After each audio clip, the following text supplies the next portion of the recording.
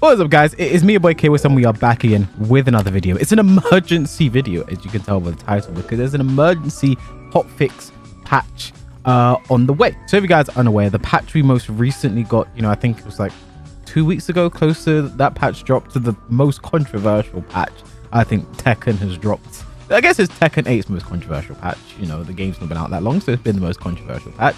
My video covering the patch is going to be up here somewhere, so you guys can find out more about the patch before we go on to that. But anyway, that patch came with some issues. There were some bugs I talked about in the video in case you missed it, but we'll go over some of that stuff hopefully in a moment. But anyway, that patch came with some bugs. It came with some issues, and around these parts we like to squash bugs. We don't want to have bugs in our space. And if that sounds great to you, make sure you guys subscribe, because we are well on the way to 50,000 subscribers, and about 60% of the people that watch my videos are not subscribed. So make sure you guys subscribe. My segues are absolutely legendary, according to me, I guess. But that patch came with some issues, and they have now announced, they've been saying for a while now, like, we've noticed this, we noticed this, we noticed this, so we're going to be working on it. They have now announced the patch, what is coming in the patch, and then when it is going to be. Now, I say patch, I don't know if patch is the correct word, so I'll give you a few. I'll just show you guys what's going on. You guys can understand why I'm saying what I'm saying right now. I'm saying Makusa. Anyway, they announced the patch here. Attention fighters, patch 1.03.02 will drop Tuesday, April 16th. So that is when the patch is dropping. There'll be maintenance, so prepare to not be able to play the game online for a while, and obviously replays, etc. That stuff, that's all going to be, because the information's obsolete, that information's going to get deleted. Same for ghosts, etc, right? And you might be thinking, okay, there's a lot of issues, right? There's a lot of issues. Azusen is running 3.2. If you're unaware of Azusen is running 3.2 and what happens, I'm just going to show you a clip so you understand Azusen is running 3.2 after the patch.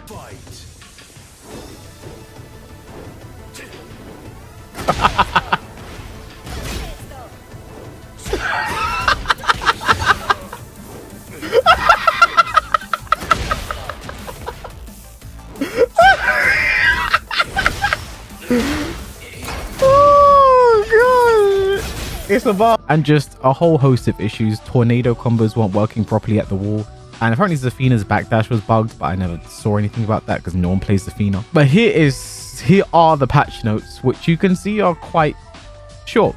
Like, this is the entire thing. And again, I guess, see, here's the thing about their patches right now. They've mentioned, they're not doing the main balance changes yet right now. They're not focusing on that right now. Like, all of these patches we see right now are mainly bug fixes and unintended issues, etc. And we'll get on to in a moment later in the video why that genuinely worries me when it comes to this game, and have a lot of issues with that. But anyway, take a look at this right now. Rage art / heat burst fix an issue where in specific situations opponents were able to move during the time freeze animation before the activation of rage arts or heat burst. So if you're unaware of what happened there, essentially there was this bug where you could move during you could move during rage arts. Your opponent could move during rage arts and heat burst as well. If they did a crouch throw, see, like this, Pro was able to still move there, was still able to move because he did a crouch throw, during the rage art animation. Like, he could have moved around more if he wanted to be there. So that's been fixed. Tornado, again, they've mentioned there were adjustments made to the collision detection between characters and walls to address the issue of slipping through the opponents, and they've decided to revert that. And Azusen is running 3. As a countermeasure against this attack, we initially implemented balancing adjustments in the previous version, with the assumption of evading sideways and then counterattacking. However, due to the current difficulty in executing counterattacks, we have made the following adjustments. We've made the following additional adjustments. The recovery frames have been increased by 5 frames. The forward movement distance after the end of the attack duration has been reduced. So hopefully that fixes some of the issue. I think the move itself is still going to be very strong. You're just not going to be able to be as brain dead with it. And then Eddie's heat dash, the ability to activate heat dash despite whiffing in specific circumstances has been corrected. The behavior of the opponent when heat dash was activated under certain circumstances and deviated from expectations have been corrected. So Eddie, if he went into heat, if he used, I think, his crouch throw heat engager, if he went into heat like that, he would, if he did a heat dash, it was weird. The animation was weird. It wasn't doing what it was supposed to do. And then Eddie's dash slash backdash, the input window has been adjusted to mitigate the occurrence of unintended dashes or backdashes. Wasn't aware of this. And then Zafina also, she has also got changes as well. Now, you might be thinking, oh, that's it. And yeah, that is it. You know, it's just a hotfix. It's just this, you know, this is all they're doing in this scenario, right? Because again, like I said, they are not doing any major balance changes until May, because we actually have a full roadmap here of what to expect. And again, I think this, I'm genuinely a huge fan of this. Like the level of communication we've seen, I'm such a big fan. We've had 2 Tekken talks since the game has released. You know, I think on Twitter, I've seen like Nakatsu's tweets all the time where it's like, you know, there's this issue. Well, sorry, we've realized, we'll work on it. Like, again, that is I'm a big fan of all that. And that is the good, you know. I think we got the good, bad, and the ugly. This is the good. Communication has been very good. They've been very, you know, open with us. And it's great to see, especially coming from Tekken 7, where we could go months and months without hearing a damn word from anyone. And the game was in an absolutely awful state. That's the good. Now, the bad. If you take a look at what they've said in the May update, the May the 4th update, May the 4th, I think they did that on purpose.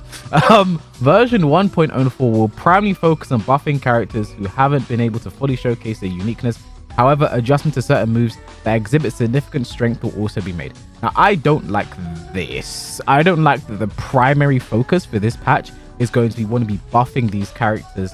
And, you know, we just don't see them as much. And that worries me, because I think there are a lot of characters that are going under the radar right now. I think characters like Leo, Raven, perhaps. I don't even know, because I played against characters like 5 times in my entire life in this game.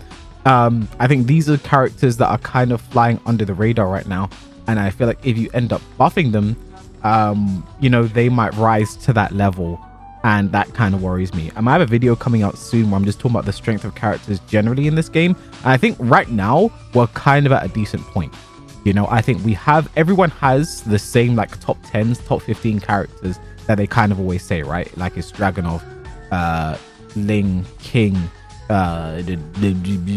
Feng, etc, etc. Like everyone says Jun, as you said, and Reina. Everyone says like the same characters generally when it comes to like top 10, top 15 characters. A lot of the top players are agreeing in that kind of regard. And even like on a lower level, I'm seeing people agree these are generally the strongest characters you see in the game right now. And I kind of think we'd be at such a sweet spot if you just brought those characters down to buffing others to that level, right? Like that's kind of worrying to me. I feel like that one Core gaming video where he was like, you know, buffs are better than nerfs, kind of just ruined everyone's brain. And they were like, yes, buff all the time. And that worries me. And then what also worries me, if you look at the fact that these last few patches they've done, they said they focus on unintended behaviors. They want to fix unintended behaviors. There's certain things happening that they don't want to happen in the game. They're going to fix that. And that worries me, because one of those patches they did the King Jaguar sprint change, where King could block in his Jaguar sprint. And in the most recent patch, we had Lars's Den 3 change to being +5. That's something that has been awful to play against since that patch. Like these are the things that they're fixing, and it's like I don't like the direction I see certain things going down, and it does make me worry for the future of this game if, you know, because again, in the most recent patch that they did, that obviously broke the game a bit, they didn't change King's Jaguar sprint. They were like, nope, it's fine, what's doing right now, right? They didn't change that, so you can still block when he does Jaguar sprint. That worries me. And just general things about this game right now, like I'm very much worried, and I think there are certain things that need to be brought down. Like I just wanted to open the game real quick just to demonstrate like a few things I'm generally thinking that I kind of have an issue with when it comes down to the game right now. Also, by the way, real quick, I'm using a levelist right now real quick. SGF devices, they actually sent me this for free, so I've been practicing on it. I literally got this yesterday. I'm kind of practicing on it. If you guys want to see some content around like using levelist controls and practicing, etc., like let me know. Like I'm kind of new to levelist right now. I've been practicing, like literally it's been a day. I've never used one before, so I'm just kind of getting used to it right now. I'm not switching, by the way. I just wanted to try it. You guys want to see me do a skyrocket? Ah! Wait, hold on, full combo. Wait, hold on. Full combo.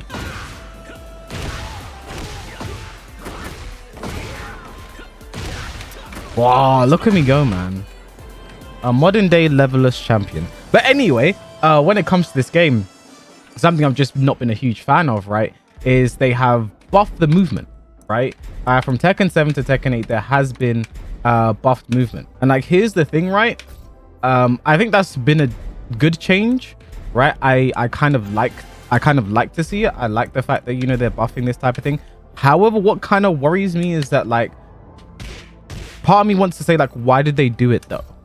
You know, because take a look at Eddie right now, the most recently released character, who I've not really talked about much. As a character, I think he looks all right. I don't really know the matchup, so I get mixed up a lot and I'm getting knowledge checks. So I need to actually go in the lab with him, but he looks strong. It was way different to the way he was in Tekken 7. And a lot of Eddie players don't like playing him right now. Like, they don't like the direction they've gone for, and I can kind of understand why. But like, if you take a look at this, like right now, for example, so we have buff movement, right? But like, what's the point in that when you have a character like Eddie, right, who has a down forward 1 and a back 1, both pretty fast mid pokes. I guess back 1's 15, you can say that's kind of slow, but like, that are both tracking both ways. So what do you want me to do in this situation, right? Like, why have you buffed the movement, but you've made things harder to step? You created situations where you can't really step, right? Like, Lars is Den 3 into Sen, is it Sen 1 or Sen 2? Wherever, into Sen 1 probably, is another example of that. You know, we have buff movement. Cool, that's great. However, what's the point? When, you know, Eddie, for example, can just, you know, just do his down forward 1. And check you both ways, which is not, I want to say it's not right. You know, like, this is a human rights travesty. Like, how dare he, you know? But it's like, he can track you both ways, you know, with his down for 1 and his back 1. I remember seeing a clip of this and I was like, that doesn't make any sense. Like, there should be like, and again, like, that means what is Eddie's weak side, right? Like, generally you check a character's weak side as to where most of their key moves aren't tracking. For example, I think I've been practicing against Shaheen a lot right now. I believe Shaheen's weak side is his right side. You know, his down for 1 might track you that way, but his down for 2, a lot of his key moves are not tracking to the right. So I generally go to the right against Shaheen. That's his weak side. And you down for 1 is also a big way to check which way your moves are weak to, right? Like, which way your down for 1 is weak to generally is going to be the weak side. I know I just said the opposite for Shaheen, but I talk too fast for myself sometimes, and that's okay. Like, and again, this is something as well, like, as a Hwoarang player, that gets me kind of upset because he isn't afforded the same luxuries. So I'm going to complain about Hwoarang for a bit, and you have to allow it. No, but like, as a Hwoarang player, it's like, you know, that's confusing to me, right? Oh my god, I didn't know you could go to, okay, you could even go, maybe this is, I guess practicing sidestepping against Eddie isn't the best thing to do, but like, for example, his down forward 1, right? Like, both ways, you know, if you skyrocket, can I skyrocket on this? Like, I'm not saying Hwoarang should have infinite tracking, etc, etc. Like, because here's the thing, like, generally in this game, right, when there is something like that, you know, you have a move. Oh my god, he actually stepped it. Okay, the tracking is a bit weird in this game, but like, characters have tracking moves, right? Like, if you're expecting like movement, you know, characters should have go-to moves, you know, with tracking besides home moves. Like, home moves are different. Home moves are going to be catching no matter which way you go, but for a tracking move, you know, like Hwoarang's forward 1+2 used to be pretty decent. Down forward 2 a bit better. Oh, this is a good labbing for me as well.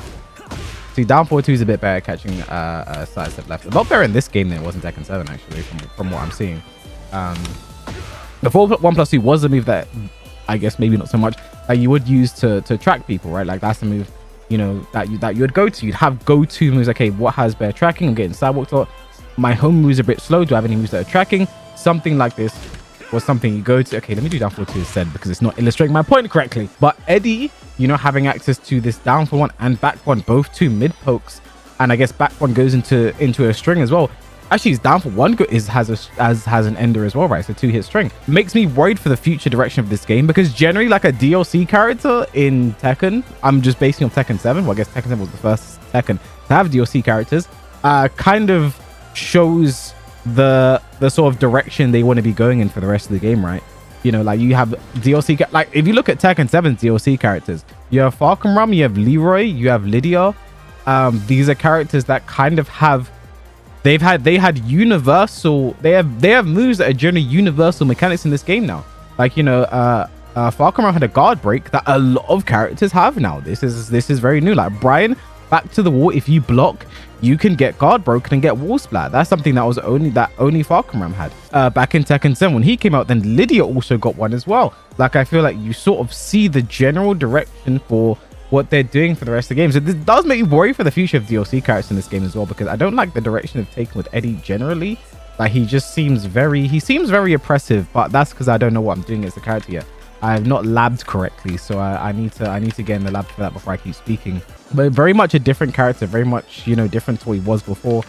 And I think that just taking a look at some of their balancing decisions and their direction, saying we want to be buffing more than nerfing right now, does worry me for the future of this game, because there's a lot of things I'm not a fan of, right? Like, again, I enjoy the game, I have fun playing the game. I think casually it's a fun experience, right? But with tournaments starting up, you know, the first Tekken World Tour tournament, Electric Clash, is happening April 20th. You know, that's next weekend. When's the patch? April 16th. That's 4 days before the hotfix goes live. You know, I think that's a bit worrying for some of those players, right? I was actually planning to go to that tournament, but obligations have kept me home. You know, you've got EVO Japan the week after that as well. And that's another one where it's going to be like, okay, you've got a huge tournament, the first ever international tournament happening, and they're making changes 2 weeks before it happens.